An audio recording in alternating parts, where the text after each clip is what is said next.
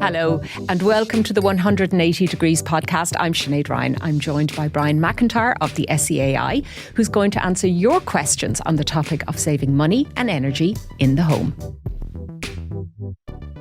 Brian, you're very welcome. Thanks. Now, some listener questions that have come in. And the first one, let's start with attic insulation. Now, should I go with dry lining or foam insulation? Well, the first thing to address is you want to keep your insulation as close to the living space as possible. So if you think of your attic, you're standing in your attic, if you don't use it, you want to keep the insulation across the floor because you're keeping the heat below the ceiling. Typically what people would use would be the mineral wool insulation. So like the fiberglass or rock wool or those types of woolen materials. And you'd need about 12 inches of insulation. So that would be what you'd use there. If you're converting some of the attic, then it would be insulation between the rafters above your head. And then again, it depends on the space. So what you'd use there would be what you would need to achieve the level of insulation you're looking for. So it depends. It's very much like some people use like spray foam. Some people use like the solid insulation boards that fit in between rafters. So it very much depends on what you need to achieve. Okay, depends whether you want to keep your attic pretty or not. Is that it? All right. Now, somebody else is in the kitchen and they wonder, does a slow cooker use less energy than an oven? And what about my air fryer?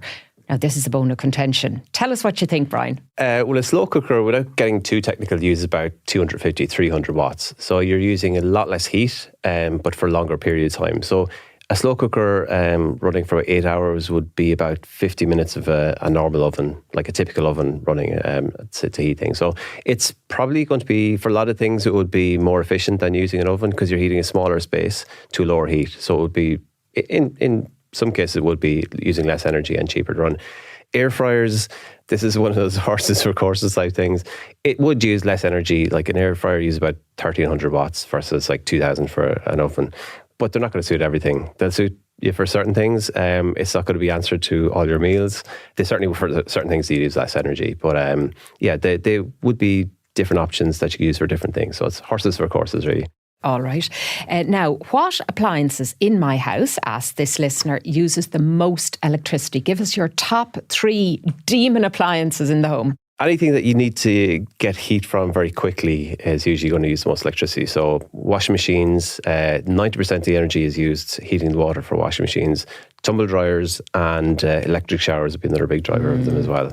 Yeah, so there's different ways we run those more expensively. Eco mode for a washing machine, doing washes for similar materials. And actually, sometimes if you try and do a drying day where you do a couple of loads in the tumble dryer, especially this time of year where there's not a huge amount of drying, it just means that the dryer is still warm inside. So you don't have to bring the temperature right up.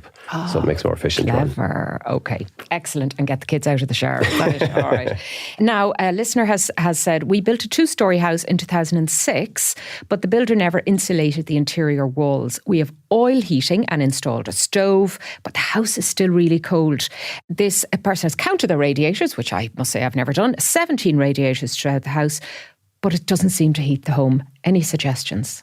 That sounds like if it's 2006, it's probably a cavity wall. It would be strange to be no insulation in it, but if there isn't any, then that heat's going straight out through the walls. So it's an insulation question? It's an insulation question. And with a cavity wall, if there's nothing there, you can just pump it from the outside. So you pump insulation into the cavity and fill it there. You retain a lot more heat and it'll make a massive difference to your house. Will they get a grant for it? They will get a grant on the SEI.ie into the grants. There you go. All right, okay. And then finally, what options are available for moving towards more renewable energy when living in rented accommodation? Well, the first thing you'd have to do is have a conversation with your landlord and convince them of the merits of switching to renewables. It might improve the BR, so ultimately when they want to sell the house, they might get more money for it.